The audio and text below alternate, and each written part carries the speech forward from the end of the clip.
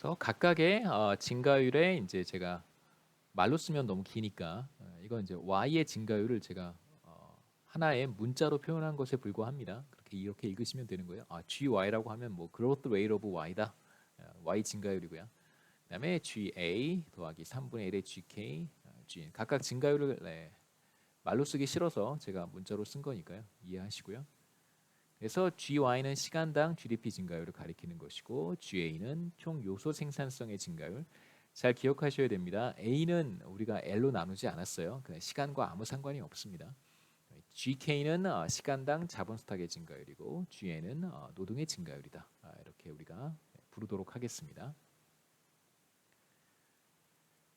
자, 성장 회계라고 하는 것을 이제 우리가 해야 되는데요.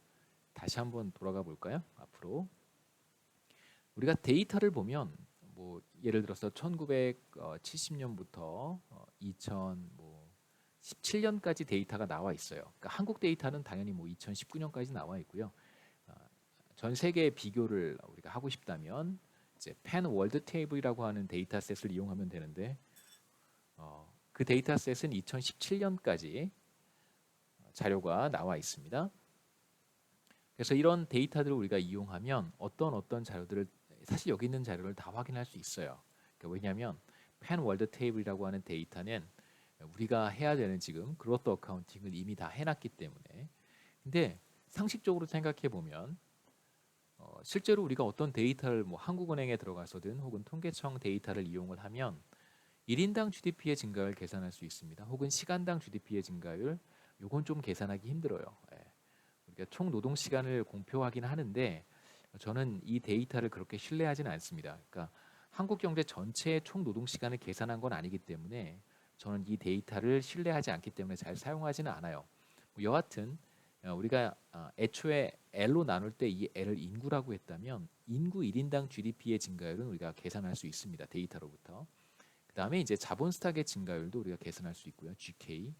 그 다음에 시간당 노동 증가율 혹은 1인당 노동 증가율, 레이버 퀄리티의 증가율도 우리가 어느 정도 계산할 수 있어요. 그런데 총 요소 생산성 증가율이라고 하는 것은 여러분 데이터 찾아보시면 이런 데이터는 존재하지 않습니다. 자, 그러면 이것도 우리가 알 수 있고 이것도 알 수 있고 이것도 알 수 있어요. 그러면 이제 거꾸로 하는 거예요. 다 알고 있는데 GA만 모르면 우리가 GA를 거꾸로 찾으면 되겠죠. 이렇게 찾습니다. 우리가 알고 있는 거 가지고 TFP 증가율 GA를 찾는 것이죠. 그래서 거꾸로 가는 거예요. 자, 이제 우리가 바로 앞에서 사용했던 식이 이거란 말이에요. GY는 TFP 증가율의 3분의 1의 자본 스탁 증가율, 그냥 편의상 시간당 자본 스탁 증가율이지만 그냥 자본 스탁 증가율이라고 부르겠습니다. 그 다음에 노동 증가율 GN, 이것도 시간당 노동 증가율인데 그냥 노동 증가율이라고 할게요. 자, 우리가 이걸 GA를 구하기 위해서 1인당 혹은 시간당 GDP 증가율에서 얘를 빼주고요. 그 다음에 얘를 빼주는 거죠. 그런 방식으로 우리가 TFP 증가율을 거꾸로 계산할 수 있습니다. 이거 마이너스겠죠, 그렇죠? 죄송합니다. 자, 이렇게 계산할 수 있습니다. 자, 이런 방식으로 계산한 TFP 증가율의 이 TFP를 뭐라고 하냐면요. 솔로우 리지듀얼이라고 해요. 그러니까 라버 솔로우의 이름을 그대로 따서 만든 건데 라버 솔로우가 얼마나 거시경제학에 대단한 기여를 했는지 여러분 이해하실 수 있을 거라고 생각합니다. 그러니까 성장 모형도 이 사람이 만들었고 실제로 TFP 증가율을 어떤 방식으로 우리가 찾아낼 것인가에 대한 되게 좋은 아이디어도 제시를 한 거예요. 어떻게 보면 우리가 배우고 나서 보고 나서 뭐 당연히 그렇게 하면 되겠지라고 하겠지만 자, 이것을 지금으로부터 50년, 60년 전에 이제 이런 방식으로 하면 된다라고 얘기를 했다는 것 자체가 사실 대단한 거잖아요. 그렇죠? 이것을 우리가 솔로우의 잔차라고 얘기를 하는데 이 잔차, 리지듀얼스는 잔차란 뜻이고요. 이 잔차가 무엇을 의미하는 거냐면 우리가 다 알고 있는 거 가지고 이렇게 마지막으로 남은 거 뽑아내는 거잖아요. 그런 의미에서 나머지, 솔로우의 나머지, 솔로우의 잔차 이렇게 얘기할 수 있습니다. 예를 들어서 1인당 GDP가 혹은 시간당 GDP가 4%로 연평균입니다. 연평균 시간당 GDP가 4%로 증가했고요. 그 다음에 연평균 시간당 자본 스탁이 3%로 늘어났습니다. 그 다음에 연평균 시간당 노동의 증가율이 3%였다고 하면 우리가 연평균 TFP 증가율을 이런 방식으로 솔로우 레지듀얼의 방식으로 계산해 낼 수 있는데 바로 4%에서 3분의 1의 3%를 빼고 또다시 3%의 3분의 1을 빼주면 이제 1%의 값을 얻을 수 있어요. 그래서 우리의 결론은 연평균 TFP의 증가율은 1%다 이렇게 얘기할 수 있겠죠. 제가 여러분들께 데이터를 하나 보여드리겠습니다. 한국 데이터만 보시죠. 자, 이것은 2012년에 한국 생산성 본부에서 물론 이거 제가 계산한 것도 있는데요. 여러분 헷갈리실까봐 그냥 제가 기존에 이제 다른 연구에서 해놓은 거 여러분 다른 과목들 수강하시면 보통 제가 다 직접 만들어서 데이터를 뽑아낸 걸 보여드리는데요. 여기에서는 다른 사람이 해놓은 거 제가 가지고 왔습니다. 한국의 성장 회계 이제 실제로 이런 거 많이 합니다. 경제학자들이 최근엔 또 잘 안 하는데요. 그때 또 유행을 해요. 할 때 뭐 막 할 때가 또 있고 또 잘 안 할 때가 있고 그렇습니다.